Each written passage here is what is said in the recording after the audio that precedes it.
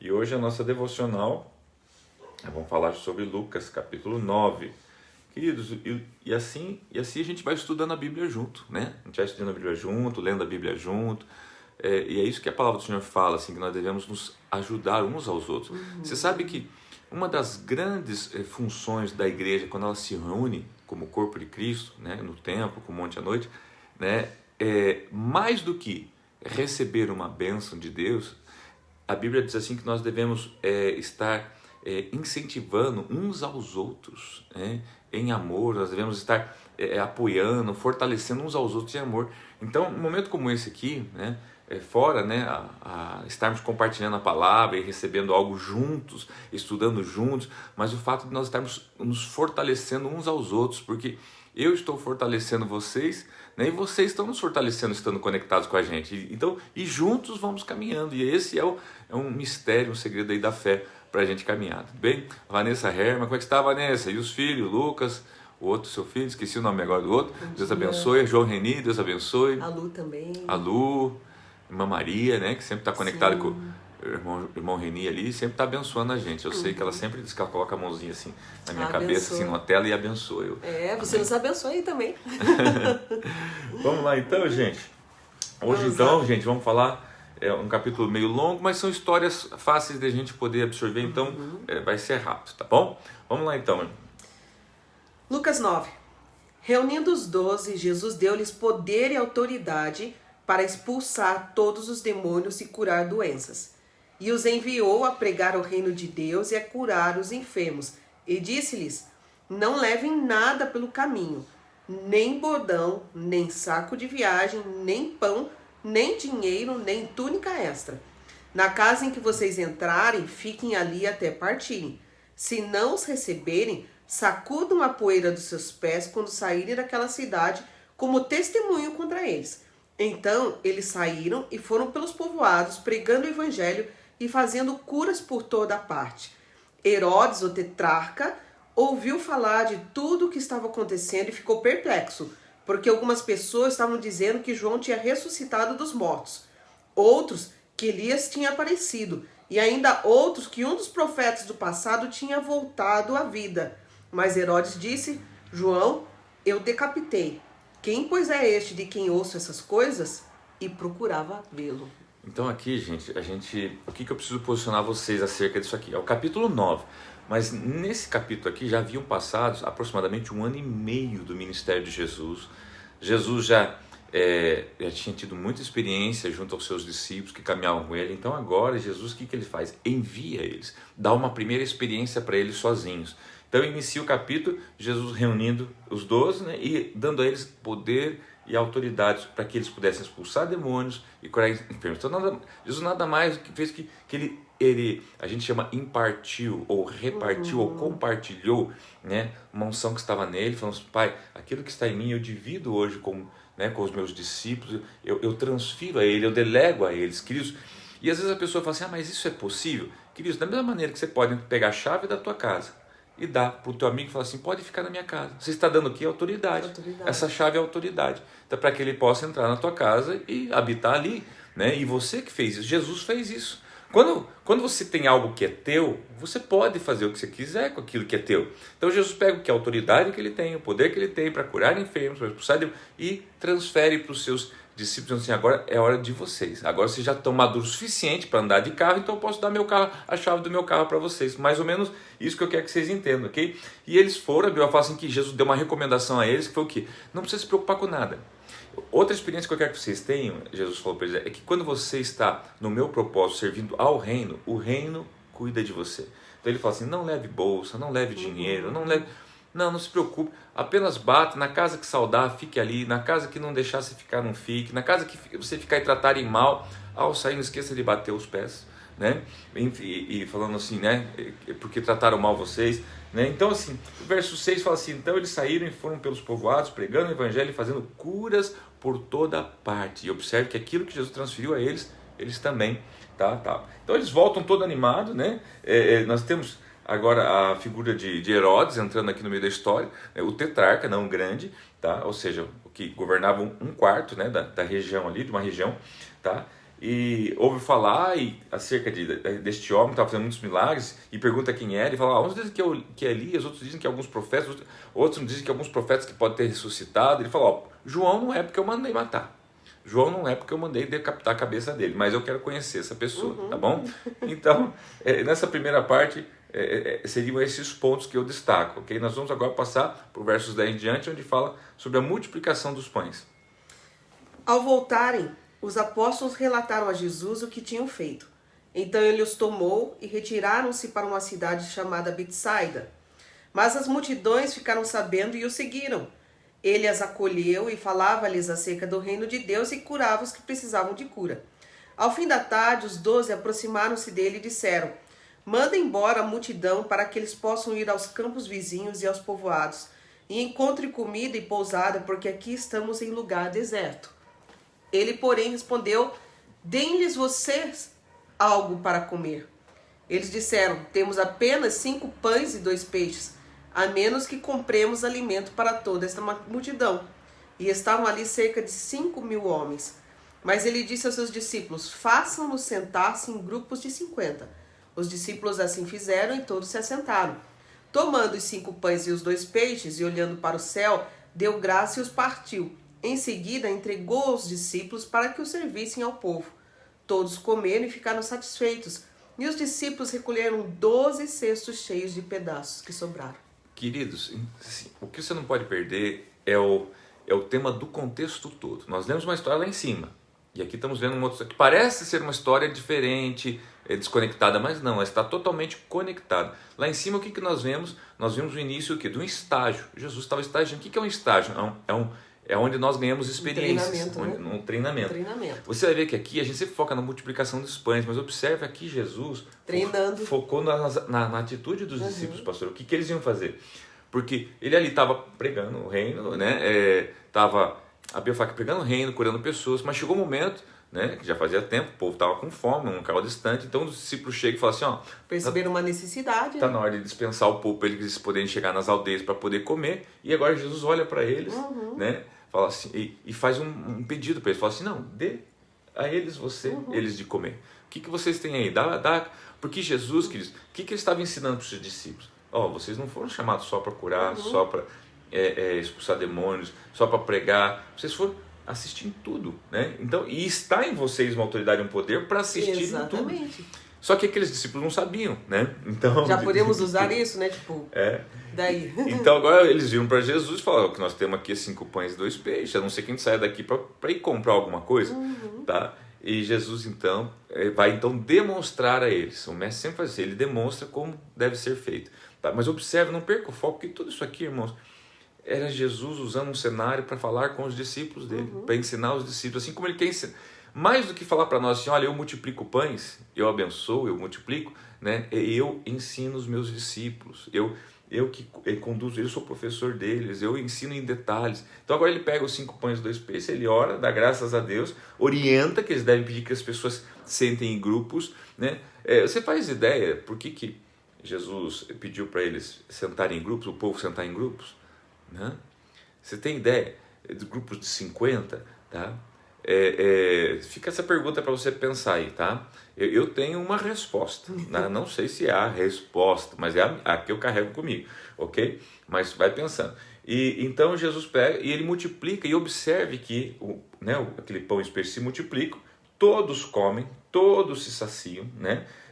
Jesus, ele pega o pão, ele ora, ele dá graças, mas ele devolve para as mãos dos discípulos. Aqui nesse texto não fala, mas nos outros evangelhos, se for ler, vai dizer que ele devolve para as mãos dos discípulos, tá? Para que os discípulos então vão compartilhando, ou seja, olha, o foco sempre é os discípulos, né, nesse caso aqui. E os versos 17 fala que todos comeram e ficaram satisfeitos, e os discípulos recolheram 12 cestos cheios de pedaços que sobravam. E a pergunta é a seguinte, observe que sobraram pedaços de pães, porque os 5 pães não multiplicavam um pão, multiplicavam o pedaço.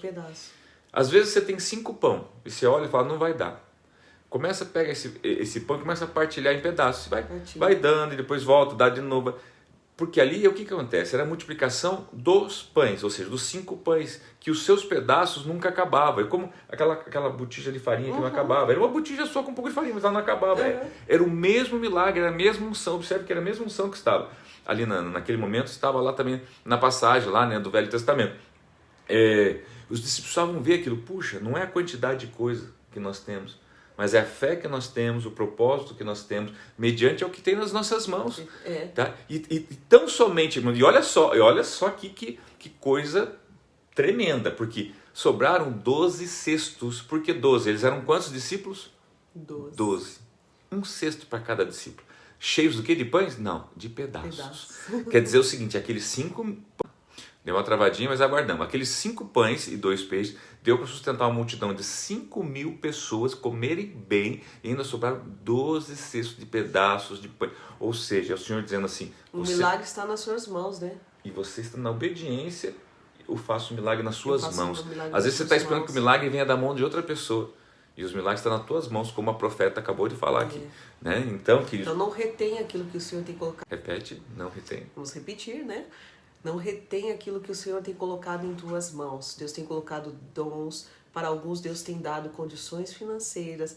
Para outros, Deus tem dado tantas habilidades, tem ensinado você para que você possa compartilhar com os outros.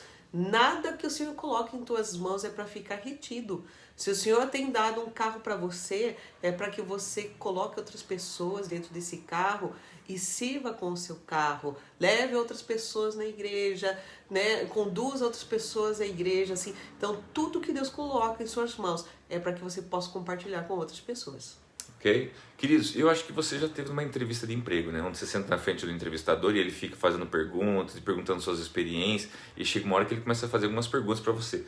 Olha como o foco ainda continua sendo os discípulos agora no que vem pela frente. Verso 18, preste muita atenção. Certa vez Jesus estava orando em particular e com ele estavam seus discípulos. Então lhes perguntou: quem as multidões dizem que eu sou? Eles responderam: alguns dizem que é João Batista, outros Elias, e ainda outros que és um dos profetas do passado que ressuscitou. E vocês? O que dizem? Perguntou. Quem vocês dizem que eu sou? Pedro respondeu: o Cristo de Deus. Jesus os advertiu severamente que não contassem isso a ninguém. E disse: é necessário que o Filho do Homem sofra muitas coisas e seja rejeitado pelos líderes religiosos, pelos chefes dos sacerdotes e pelos mestres da lei, seja morto e ressuscite no terceiro dia. Jesus dizia a todos: se alguém quiser acompanhar-me, negue-se a si mesmo, tome diariamente a sua cruz e siga-me. Pois quem quiser salvar a sua vida, a perderá. Mas quem perder a sua vida por minha causa, este a salvará. Pois que adianta o homem ganhar o mundo inteiro e perder-se ou destruir a si mesmo? Se alguém se envergonhar de mim e das minhas palavras, o Filho do Homem se envergonhará dele quando vier em sua glória e na glória do Pai e dos santos anjos. Garanto a vocês que alguns que aqui se acham, de modo nenhum, experimentarão a morte antes de verem o reino de Deus. Queridos, então observa que o tema central aqui é Jesus perguntando para eles, né? O que o povo diz que eu sou, quem é o povo diz que... e quem vocês dizem que eu sou. Então, assim, uma coisa é a opinião do povo, o que o povo acha. O povo a gente vê que ele achava a mesma coisa que Herodes. Uns dizem que você é Elias, outros dizem que você é profeta, outros dizem que você é João, que ressuscitou. Outro alguém que ressuscitou. Isso. Daí ele fala, tá, mas e vocês? Porque vocês andam comigo. Por isso que nós caminhamos junto, pastor. A gente tem que saber quem é ele, né? Então, e Pedrão, sempre Pedrão, né? Pedrão chega e fala, eu sei, você é o Cristo. Eu adoro Pedro, gente. Pedro devia ser a piada, né? Porque é o cara, né? Os extremos, né? Mas era aquele que ousava. Era ousado. Né? É melhor alguém ousado ali que se arrisca a fazer uma pergunta e encontrar as respostas, mesmo que às vezes levando umas lambadas, do que ficar em silêncio e não ter resposta nenhuma, né? Então, eu tenho certeza que Pedro descobriu muitas outras coisas que os outros discípulos... Claro, os outros foram beneficiados pelas perguntas que Pedro fez. Isso aí. Então observe que aí Jesus dá uma orientação para eles, olha, mantenha isso em secreto por enquanto, né? não contem isso a ninguém, tá? E Jesus fala algo muito importante, irmãos. Observe que eu estou falando que aqui era mais ou menos um ano e meio do ministério de Jesus, ou seja, ainda tinha mais 1 ano e meio, quase 2 pela frente. Jesus fala assim, ó, é necessário que o Filho do Homem sofra muitas coisas. Ele estava dizendo e revelando aos seus discípulos o que ia acontecer com ele, tá? Seja rejeitado pelos líderes religiosos, ou seja, a religião não vai me aceitar. Ele estava ensinando isso, tá? Pelos chefes dos sacerdotes, pelos mestres da lei, tá? E seja morto. Ele estava dizendo, eu vou ser morto. Mas... E ressuscitar. Se até dia ele está dizendo, olha, eu vou ser morto, mas vou passar por tudo isso, mas eu vou ressuscitar. E por que eles estavam falando isso? Para que aqueles homens, nesse momento aqui, tivessem fé, queridos. E aqui eu quero chamar a atenção sua acerca desta fé que Jesus está gerando no coração deles. Porque a fé vem pelo ouvir e ouvir da palavra de Deus. Então, no momento que ele fala isso, é para gerar fé. Porque hoje, irmãos, às vezes a gente tem fé para ter as coisas. A gente não tem fé para passar as coisas. Grava isso no teu coração. Muitos de nós só vivemos uma fé para ter coisas, mas não temos fé para passar por coisas. Tem pessoas que o Covid, meu Deus, revelou que a pessoa não tem fé nenhuma. A pessoa, se pudesse, ela entrava dentro de um plástico, aquele que a Rafaela comprou esse dia lá de embalagem, como é que fala? Para tapar, aquela, sabe, se pudesse, colocava ali naquela bolha, entendeu? Por quê? Porque, só que detalhe, e não sabe que tem que passar, sabe, porque está escrito. Sabe. Então, queridos, hoje, nós temos que estar preparando a nossa fé para passarmos, não para sermos eximidos. Se eu quero, pastor André, não passar por isso, né? Eu quero ter fé para mim não ter que passar por isso. Não, gente, é fé para, se tiver que passar por isso, passa. Se não tiver, também, enfim. Todos nós estamos sujeitos às mesmas coisas nesse momento, né? Tá aqui até o João Antônio dando testemunho aqui, ó, que acabou de ser curado do Covid-19. Glória a Deus, João, Deus abençoe. Né? Glória a Deus por esse testemunho. Então, assim, o vírus está no ar, né? As dificuldades financeiras estão por aí, né? Ainda que tem muita gente dando testemunho, mas assim, é necessário que todos passem por isso. Mas eu creio que você tem que ter o mesmo pensamento de Jesus. Olha, é necessário que eu passe por esse período, é necessário que eu passe usando máscara, tomando os cuidados, né, trabalhandinho, fazendo o possível, orando e tal, mas sabendo que o final é eu ressuscito. Eu ressuscito em Cristo, e essa ressurreição aqui tem a ver com muito contexto espiritual, sua vida financeira ressuscitando, a sua vida física ressuscitando, o seu emocional ressuscitando. Então, assim, não importa o que você esteja passando, você tem ciência do que você está passando por isso, mas você pensa como Jesus e ressuscita no terceiro dia. É isso que é importante. E usando o testemunho do João, veja só, ele com fé, tá? Tentou não pegar, mas pegou, tá? Pegou, ótimo, vamos passar por isso com fé. Com fé foi curado. Amém. Aí, ressuscitou. Isso é um testemunho de alguém que permanece nele, queridos. Sim. Não é? Agora imagina, coitado João, ele pegou, ele não teve fé. Não, ele teve fé para pegar e ser curado, né? Não quer dizer que todo mundo tem que pegar, não tem que dizer que não tenha que pegar, enfim. Agora nós temos que sobreviver, tá? Mas mesmo que não sobrevivamos, queridos, a nossa fé, interessante, quando Paulo está indo para a morte, para ser degolado, ele fala assim, cumpri a carreira, lá, guardei a carreira, né? Tá? Guardei a fé. E guardei a fé, né? Cumpri a carreira e guardei a fé. Ele está falando assim, eu não perdi a fé. Eu estou indo para a morte, mas eu não perdi a fé. Eu vou morrer, mas eu não perdi a fé. Olha só, gente, que fé é essa? Que o cara está indo para a morte e diz, eu não perdi a fé.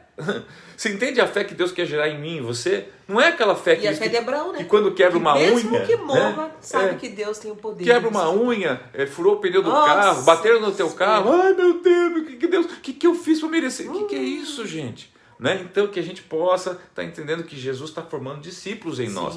E não, irmãos, crianças espirituais, ok? Vamos lá, continuidade então a partir do verso 28. Aproximadamente 8 dias depois de dizer essas coisas, Jesus tomou a Pedro, João e Tiago e subiu ao monte para orar.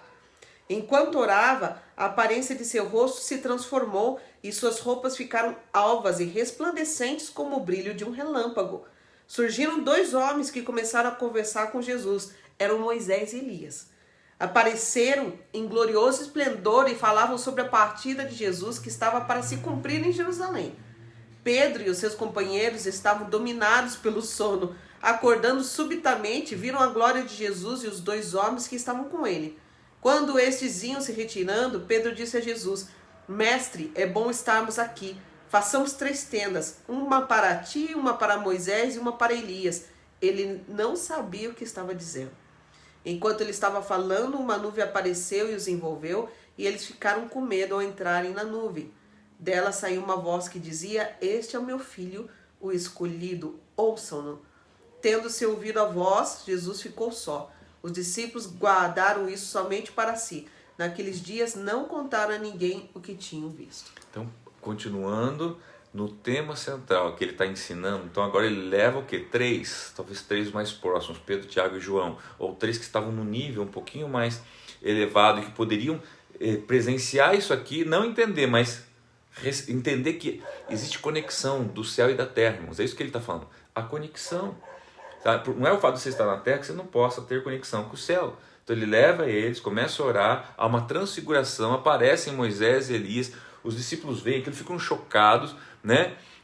Sem saber o que é para fazer, o que é aquilo. Um já tem a ideia de fazer uma barraquinha para os 3, uma coisa, porque a gente é cheio de ideia, né, irmão? Ideia não falta para nós. O crente é o que tem ideia. Então o que acontece? Quando eles estavam já destoando, você vê que eles estão destoando, fazer barraquinha, fazer tenda, vem uma nuvem, cobre eles e ouve a voz de Deus. Olha, ouça o que Jesus vai falar. Né? Ele é meu filho, né? Ele é o meu enviado, o meu escolhido. Tá? Então imediatamente eles se calam, Jesus volta para lá, recebe instruções, versos 30 fala assim: surgiram 2 homens e começaram a conversar com Jesus, eram Moisés e Elias. O 31, apareceram em glorioso esplendor e falavam sobre a partida de Jesus, que estava para se cumprir em Jerusalém. Queridos, olha, um momento extremamente importante para Jesus, para os discípulos, porque era o céu vindo falar com Jesus. Eu acho que ali eles eram detalhar. Jesus, você vai acontecer isso. O céu detalha para mim e para você o que vai acontecer. Como eu queria saber o que era essa conversa. Se nós estamos em conexão com Ele. Mas é isso que Jesus quer mostrar para os discípulos. Olha, vocês podem também. Vocês podem ter a mesma conexão. Ter essa conexão. E eu faço uma observação, pastor, que aqui no versículo 18, ele inicia, quando fala da confissão de Pedro, dizendo: certa vez Jesus estava orando em particular. E agora aqui no 28, quando ele vai falar sobre transfiguração, ele diz: aproximadamente 8 dias depois de dizer essas coisas, Jesus tomou Pedro, João e Tiago e subiu ao monte para orar. Você veja que a oração está presente em todos os momentos da vida de Jesus. Para ensinar para mim e para você que nós temos que estar em todas as situações, antes de tomar qualquer decisão ou fazer qualquer coisa, nós temos que estar em oração constante, o tempo todo em oração. Ok? Agora então a gente vai ver o que, né? Jesus conseguindo, né? Prosseguindo a sua jornada, e aparece um pai clamando por um filho que estava Pastor Wilson também está contando ali que ele, Márcia e Rataz também pegaram o convite e já estão livres e libertos. Uau, glória a Deus, Jesus. Deus abençoe. Já Amém. venceram essa, né? Amém, pastor, glória a Deus. Que bênção. No dia seguinte, quando desceram do monte, uma grande multidão veio ao encontro dele. Um homem da multidão bradou: mestre, rogo-te que dês atenção ao meu filho, pois é o único que tenho. Um espírito domina, de repente ele grita, lança-o em convulsões e o faz espumar. Quase nunca o abandona e o está destruindo. Roguei aos teus discípulos que o expulsassem, mas eles não conseguiram. Respondeu Jesus: ó geração incrédula e perversa, até quando estarei com vocês e terei de suportá-los?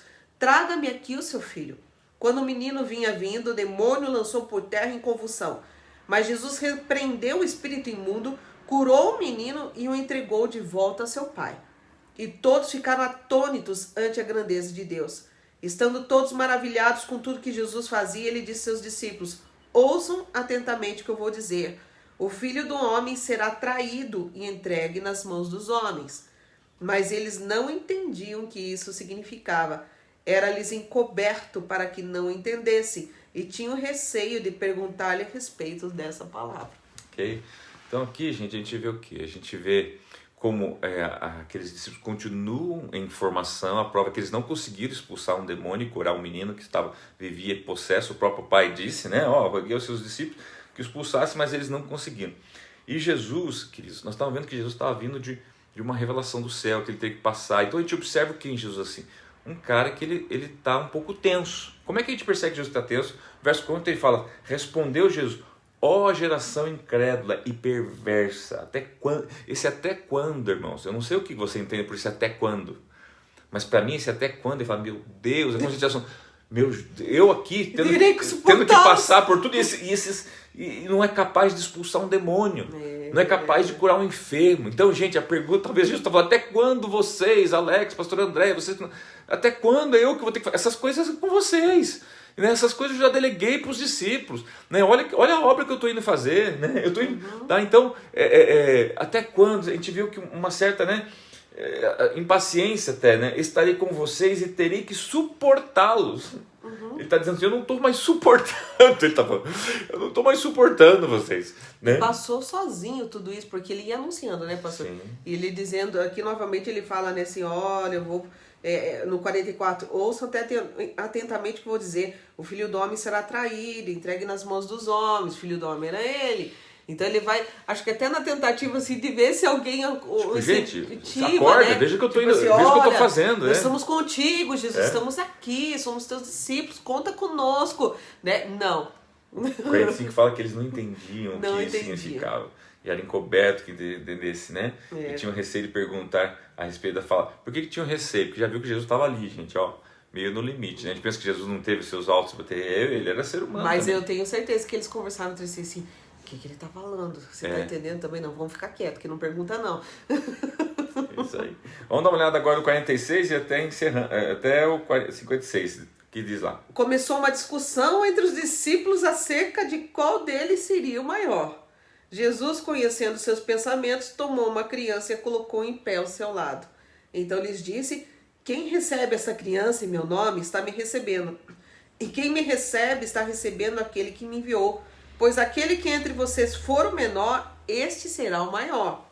Disse João, mestre, vimos um homem expulsando demônios em teu nome e procuramos impedi-lo, porque ele não era um dos nossos.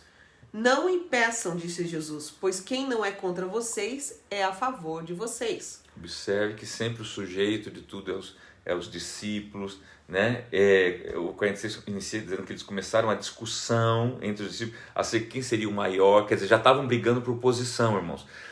Jesus falando que ia morrer, eles falando assim quem que ia ser o maior. Eles na verdade não estavam nem entendendo ainda para que vieram, né? E já estavam brigando por posição. Olha só como é que é as coisas, tá? E Jesus tem que dar um exemplo ele da criança, enfim, mostrando, né, que aquele que quer ser o maior será o menor, enfim, porque a gente tem que ser humilde e entender que, né, nós viemos aqui para servir. Então, se você quiser ser o maior, então você já não está disposto a servir, você está disposto a ser servido. Então, Jesus estava dizendo para eles, olha, vocês já estão completamente fora da visão, meus filhos. Tá? Vocês tomaram chá de abelha hoje, porque vocês não entenderam, tá? É o contrário, você veio para servir, para ser o menor, e quem quiser ser o maior será o menor, mas quem quer ser o menor será o maior no reino de Deus, tá? E daí eles citam o fato de alguém expulsando, que certo, algumas pessoas viam Jesus expulsar demônios e receberam também esta fé, essa autoridade e começaram a fazer, e eles vêm e falam assim, mas eles não são os dos nossos. Aqui mostra o quê? Já querendo achar que eles eram as últimas bolachas do pacote.